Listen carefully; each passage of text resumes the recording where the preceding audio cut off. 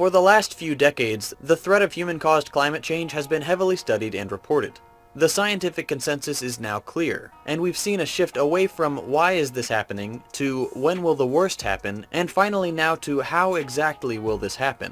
We know massive, potentially catastrophic changes are just around the corner, and the scientific community has shifted its attention from whether humans are exacerbating climate change to exactly what kinds of disasters to expect.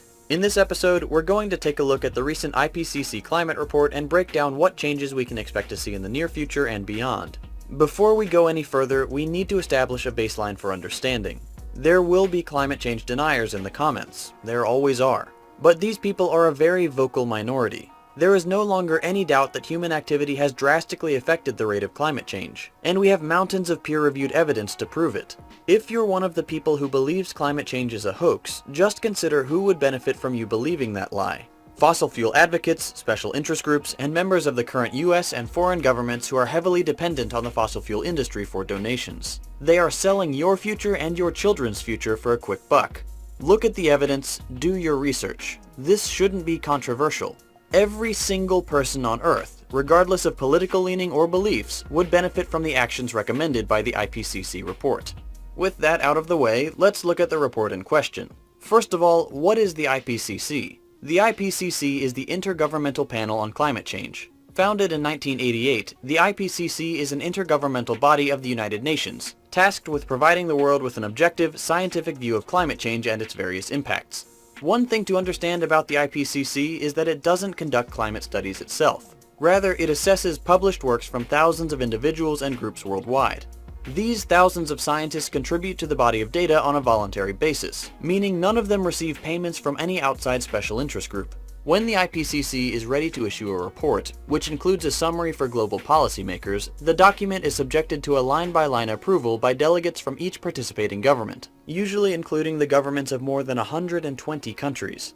The IPCC is the internationally accepted authority on climate change, and its reports have the agreement of leading climate scientists and each participating government. So, in short, when the IPCC issues a report, the world knows it's the real deal.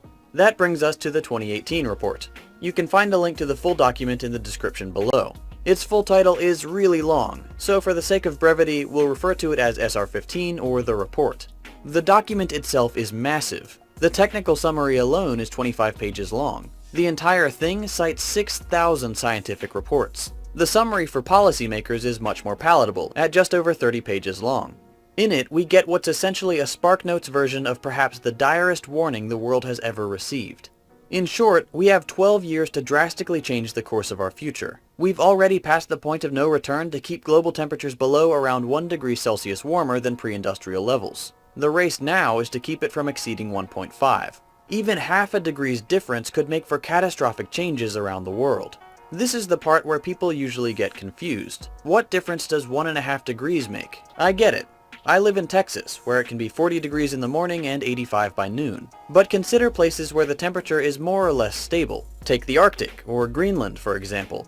Greenland is covered by a massive ice sheet that's kilometers thick in some places. In the summer, much of this ice is just barely staying frozen, and some places have even started melting. Now crank up the temperature a couple degrees Celsius. If that's enough to start a runaway melt, and the entire ice sheet melted, the sea level, on average, would rise by 7 meters.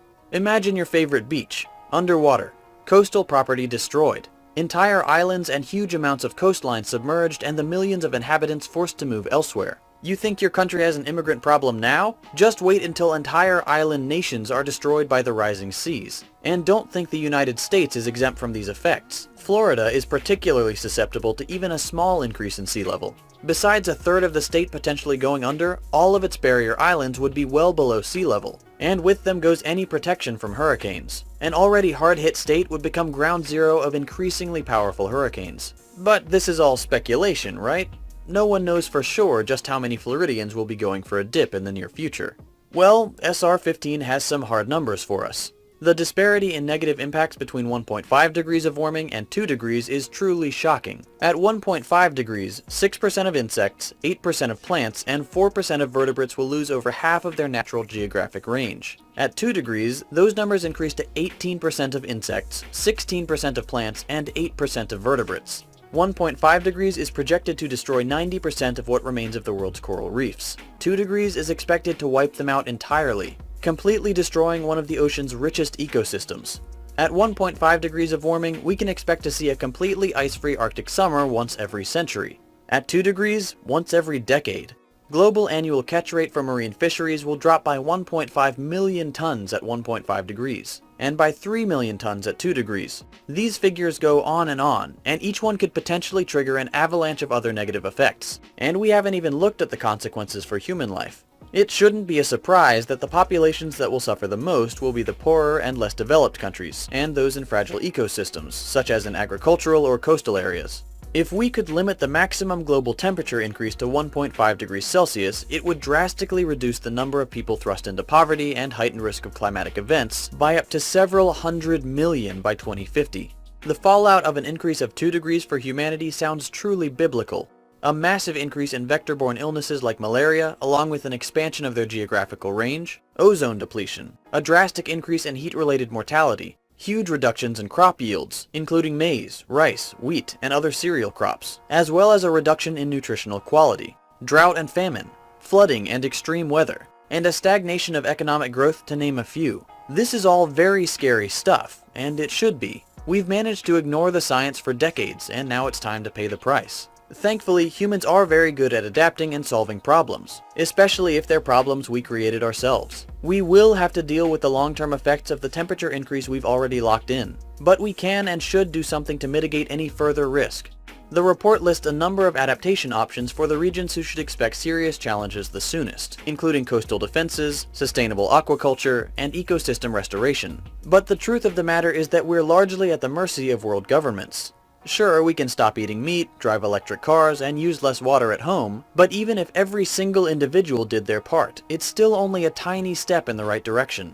Just 100 companies are responsible for 71% of the entire world's carbon emissions, and just 25 of those 100 are responsible for half. As long as those companies are allowed to keep doing what they're doing, we're screwed. End of story. We could be optimistic and say, well, now that we have this report, world governments will obviously implement the necessary restrictions. Maybe in some countries, but if we've learned anything from the US in the last 2 years, it's that enough people in positions of power either don't believe in science or don't care about the future of their nation and the world that we've gone in the opposite direction. Legislation designed to protect the environment has been rolled back or repealed entirely, and individuals in the pocket of the fossil fuel industry are at the reins of the very groups that could enact positive change and stop this downward spiral. But say, by some miracle, the world comes to an agreement that we're going to meet the challenge to keep temperature rise below 2 degrees Celsius. What would that require? In short, the single most monumental shift in energy, public policy, personal lifestyle, and consumption habits in history. We would need to transition to 100% renewable energy. Stop using fossil fuels for transportation. That means stopping production of traditional gasoline-powered cars, ships, trains, and airplanes. Stop cutting down trees and start planting them by the thousands. Stop factory farming and at least drastically reduce the world's meat intake, and hopefully transition entirely to lab-grown meats or other alternatives. If this sounds impossible and unlikely, well, that's because we've never done anything of this scale before. But it has to be done. Any of these steps on its own is a good thing, but it won't be enough. This is not something to be put off for another decade, or even another year. We as citizens of the world need to start putting real pressure on our governments now to get the ball rolling. If we don't speak up, they likely won't act against their corporate overlords. We all have to do our part by voting for candidates who support green energy goals and sustainability, and acknowledge the threat climate change poses to all of us. We have to educate friends and family who might not understand what's at stake. If we all work hard and do the right thing, we can make the world a safe place for future generations.